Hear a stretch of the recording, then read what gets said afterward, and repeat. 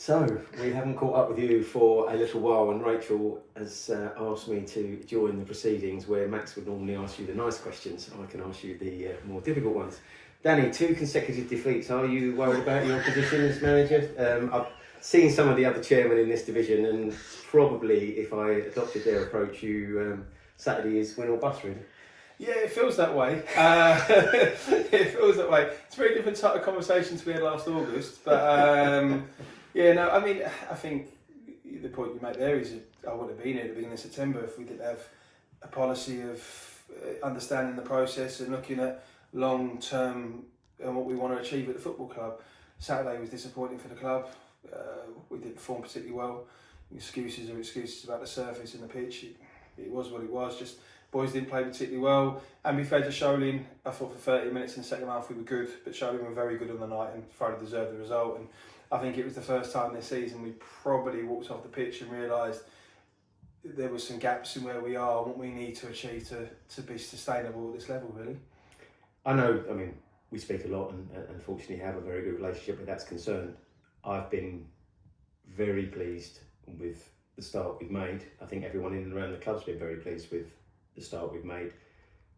How would you, has it been what you expected as a step through? I mean, I know you've never managed at that level anywhere, and obviously we've never been there as a club ourselves. Has the first couple of months been what you thought it'd be? Yes and no. I think the last, well, no, it's not the last week because we've had the gap in between. I think the Tiverton week was physically and mentally very draining with the journeys. Tiverton on the Saturday was a long day for the club. Sholing going away on the Tuesday was a long slog, and you get up Wednesday and you realise the difficult physical nature of just the travelling and the preparation for this level was what we probably expected and had it hit us in a week. The level you play against some well organised, drilled, coach sides, but I mean, there's nothing to fear at the moment. I think we've shown that. I mean, we've played some good sides.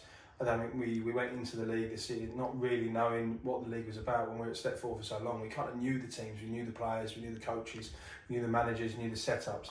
We've come here being a little bit shocked by what we expect. Everyone was Tiverton will be direct, but they weren't. They played some really good football. You get told about budgets and exaggerations. So we're trying to just take it as a game at a time. We've been competitive in every game, even Saturday when we weren't good.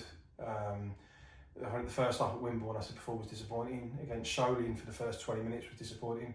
After that, we've been competitive, which I think is what we're asking for. We know what the expectations of the club are this season. It's to be competitive in every game we can. And I'm hoping the boys are now starting to identify what this league's about. But more importantly, we've had the honeymoon period now. We're into now the nitty-gritty of winter months, going to tough places, and we need to make sure we put out performances regularly. I know we might be verging on the realms of football cliches, but the fact that, as disappointing as it might have been for a football club, more so than necessarily a playing staff, going out the FA Cup and the FA Trophy, does that in any way work to your advantage? That we haven't got the cup games to worry about and we are concentrating on the league, or in the nature of our sport?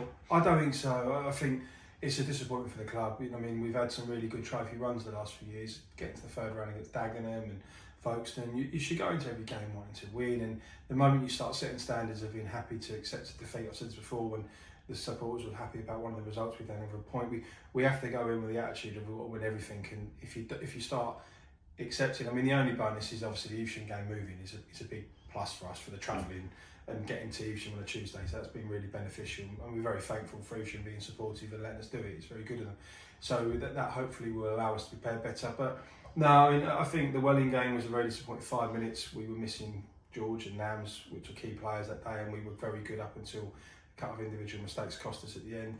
And Saturday we just lacked a cut and edge. We just didn't have any quality in the final third, and defended okay. And like I said, Stanway fully deserved their result on Saturday. I have to take nothing away from them as a club.